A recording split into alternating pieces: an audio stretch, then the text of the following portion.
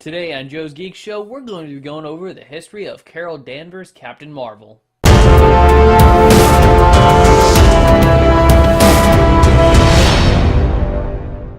Hello, and welcome to Joe's Geek Show, the video series where we discuss comics and comic-related properties.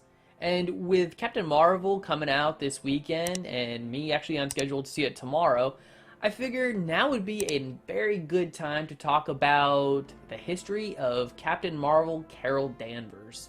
So without waiting any further, let's get into it. Carol Danvers first appeared in Marvel Superheroes Captain Marvel, issue number 13 in 1967. She was created by writer Roy Thomas and artist Gene Golan. Starting as an officer in the United States Air Force and security chief of a restricted military base, Carol Danvers meets Dr. Walter Lawson, the human alias of the alien Kree hero Captain Marvel. During her adventures, Danvers is later caught in an explosion of a Kree device while trying to get close to Captain Marvel. Although Captain Marvel manages to save her life, Carol sustains serious injuries. However, this explosion caused Carol's genetic structure to meld with Captain Marvel's, effectively turning her into a human Kree hybrid, giving her powers that would make her Ms. Marvel, leading to her own series in 1977. Afterwards, she would actually make several appearances in books such as the Avengers and others like the Defenders, Spider-Man, and The Thing. Things take a turn on the weird side in 1988's The Avengers issue number 200, where she is kidnapped, brainwashed, seduced, and impregnated by a man named Marcus. And after giving birth, the child rapidly ages to another version of the same man that impregnated her. You heard that right. The father of Ms. Marvel's child was her child. And this particular storyline would go on to be criticized and labeled as the rape of Ms. Marvel by comic book historian Carol A. Strickland. 1 year later, in 1981's Avengers Annual, issue number 10, Carol returns to Earth where she was attacked by the mutant Rogue, taking her powers and memories.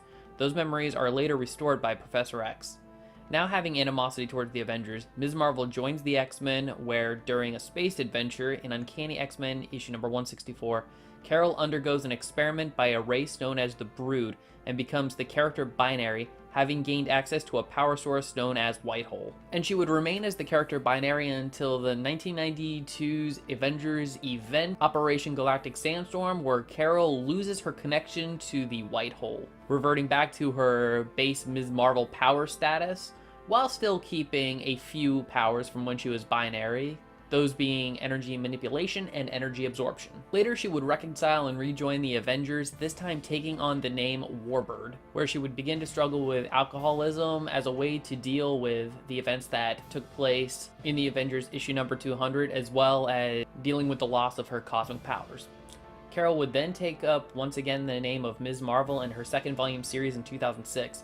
She would then play a significant role in the events House of M, Civil War, and Secret Invasion, leading to her supposed death but returning with the help of the new Avengers. Carol remained under the Ms. Marvel mantle until 2012, where she took up the name Captain Marvel in a new series, where she has remained and continues to hold the mantle to this day. Well everyone, that is my brief rundown of the history of Carol Danvers' Captain Marvel. I know that I didn't cover every single last aspect that happened to her over the years. I attempted to pick the best parts of it that I think were the most significant and try to condense it down into a short and digestible manner. Well everyone, thanks for watching, and if you like this video, I hope you'll smash that subscribe button and give it a thumbs up, as well as share it with some friends. And don't forget to check out my Twitter, Facebook, and Instagram for continuous updates.